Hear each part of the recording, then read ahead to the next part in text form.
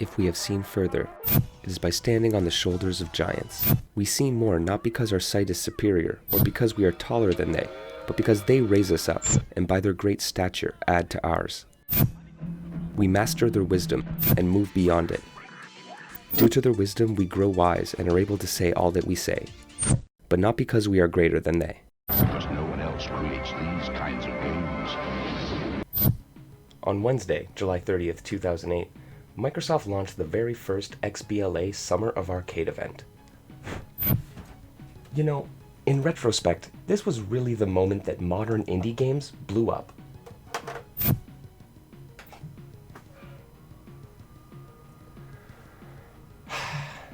That's the 8th one. Now, indie game development was nothing new. Zun of Toho fame was making games in 1997, and Daisuke Pixel Amaya had made waves in 2004 with their critical Darling Cave story. But the Summer of Arcade in 2008 was an inflection point of sorts. Console manufacturers and major publishers would rarely provide space for indie devs on their platforms. But the Summer of Arcade saw several of these indie games break into these traditionally walled gardens and into the wider gaming consciousness. Over the next 5 years, the Summer of Arcade would continue to fan the indie game flames by featuring titles like Braid, TMNT Turtles in Time Reshelled, Trials HD, and Bastion. The very first Summer of Arcade title was the aptly named Geometry Wars Retro Evolved 2. I say aptly named because there's a common theme amongst the roster of games here. They're all heavily influenced by retro games in both style and design. Developers were trying to capture some of that sweet nostalgia while bringing then 20 to 30-year-old game design ideas into the modern age. Bionic Commando got rearmed with HD graphics and modern quality-of-life features. Castle Crashers gave us an update to the classic brawler formula. Braid was this new style of aesthetic puzzle platformer that tipped a cap to its predecessors like Mario. And Geometry Wars gave us a modern twist on shooters like Robotron and literally calls itself Retro Evolved. Not only was this the modern indie game boom, but this ushered in the era of modern retro. With 30 plus years of gaming history behind us, the idea of modernizing and capturing the essence of these styles of games whose popularity had waned was really fertile ground for developers. It remains fertile ground to this day. It's a style of game that aims to evoke the feeling of playing the games from our childhood without the frustrating reality that would often accompany them. Modern retro developers took notes on what worked and what didn't work about the games their elders made. They could see where the common pitfalls were, what technical tricks you could perform with the hardware, which design principles stood the test of time, and which ones needed reworking. They could analyze styles and synthesize the best parts of decades of design thought with their own. Intrepid designers found a variety of interesting ways to do this. With Shovel Knight, Yacht Club Games makes your rose-tinted memories real by giving you no slowdown, more colors, and better music than old hardware could muster. Other creators will try to be as faithful as possible to the limitations of consoles past, or imagined if you're a Pico 8 dev. This is what Japanese indie dev FoxyBoxyGames started doing in 2020, with their titles Masami Sushi Ace, Zodiac DX, and Robo Oh. These titles, a puzzle game, a platformer, and a fighting game respectively, aren't merely inspired by NES and Famicom games of old. They aspire to work within the technical limitations of those consoles. This design ethos of innovation through limitation is common amongst modern retro developers. Foxy started out hewing so close to the Famicom specifications that they said Masami Sushi Ace could work on actual NES hardware, and that even an early version of Robo Oh could as well, albeit while suffering some slowdown and sprite flickering. But that may no longer be possible. As Foxy updated their games, Robo Oh in particular, they transformed into this beast that I don't think an NES could handle at this point. Even with the beefiest of mapper chips, Foxy is quickly approaching the limit of what can be considered an NES-like game. That's if they haven't passed it already. So it makes sense that for Robo Oh's sequel, Foxy is moving on to the next generation of hardware, so to speak. Super Robo Oh is the Super Famicom-styled follow-up currently in development from FoxyBoxyGames. They've built a small playable demo while applying for the Gyar Studio Indie Games Contest. Gyar Studio is an indie label created by Bandai Namco in 2021. Namco uses this label as a pipeline to feed new talent into their core studio.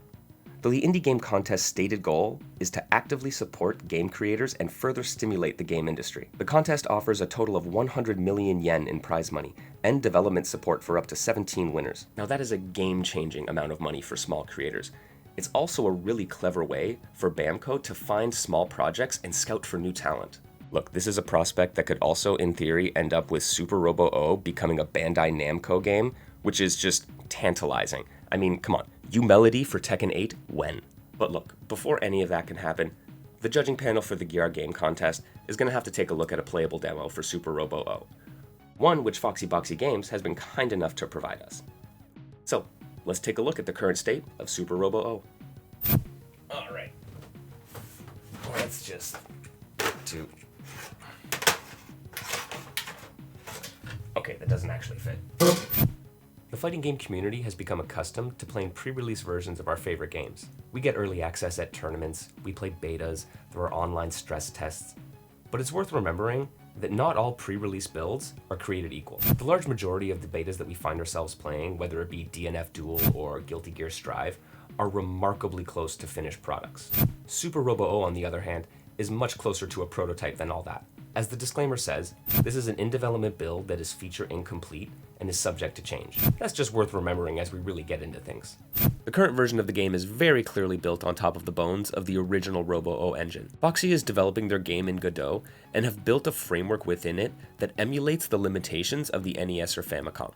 Now that framework seems to have expanded to allow access to the horsepower and extra button real estate that would be available to a developer on the Super Nintendo. Robo Oh started out as a modern retro game that was fairly faithful to the original limitations of the hardware it was aiming to emulate. But as development progressed, it really started pushing at the bounds of those limitations. So much so that Robo Oh version 3.0 is actually being used as a testbed for the ideas that are going to be implemented in Super Robo Oh. This all kind of mirrors the growth in technical proficiency that you would see from Famicom and NES developers from the 80s and 90s.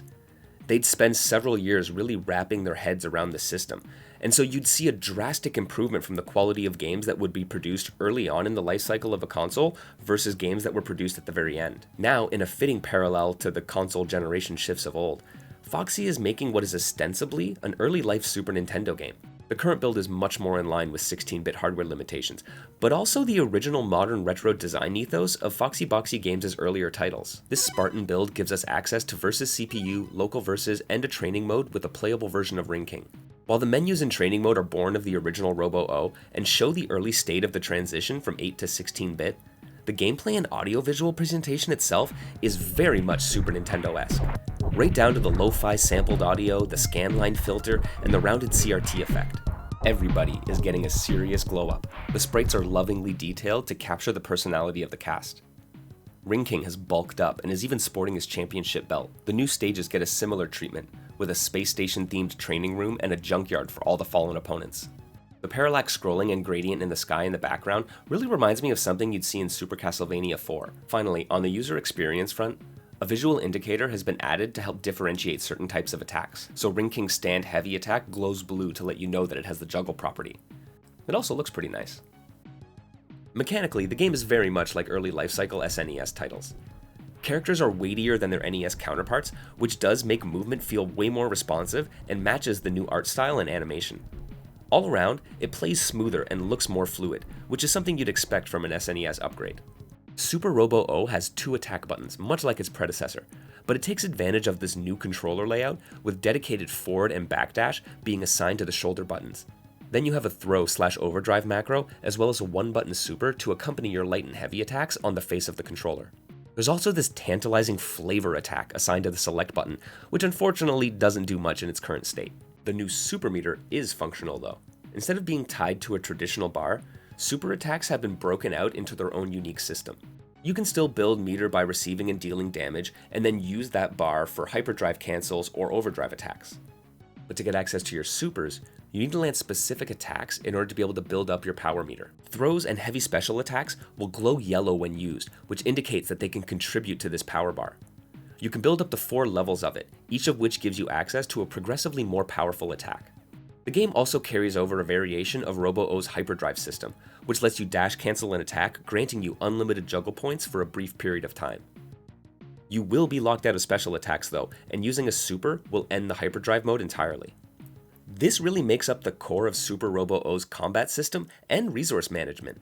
The system is fairly simple, but it's well balanced, and it allows for a lot of player agency while still having some reasonable potential limiters to keep things in check on the design side. The old hyperdrive mode was connected with the same meter as your supers and overdrive attacks. It also let you use special attacks during its activation, which is great for players who want all their tools available when optimizing combos, but it makes for a very explosive combo system. It also limits a player's choices in some ways. Since Hyperdrive, Overdrive, and Supers are all wrapped up in the same system, there's very little incentive to use your Supers at all. The juggle and damage potential of Hyperdrive, plus having access to all of your attacks, made Hyperdrive the clearly superior way to use your meter. Now that Foxy has made these distinct resources and limited the use of specials, the choice of how and when to use these tools feels much more meaningful. There is another combat mode planned for the game, which replaces Hyperdrive and allows you to dash cancel and tag into a secondary character instead. Unfortunately, due to the early state of the prototype and the fact that only Ring King is available, we're not going to be able to test that out today. Thankfully, we will be able to test out all of the other 16-bit upgrades that Ring King has received. You might assume this generational shift would give us a 4 or 6 button fighting game. Instead of the historical approach of trying to fit an arcade fighter onto an SNES to varying degrees of success, FoxyBoxyGames retains the 2-button layout of Robo Oh and instead uses the button real estate for command macros. Dashes are integral to combat, so they take a prominent place and are assigned to the new shoulder buttons. To compensate for not having a complement of 6 attack buttons, Foxy instead expands on our fighters' movesets. Ring King now has 2 unique target combos in addition to his original set of attacks, as well as a brand new special attack. This new move is a chargeable overhead that actually replaces the light version of his low rush punch. It serves as a combo tool, a mix-up option, and even a meaty starter.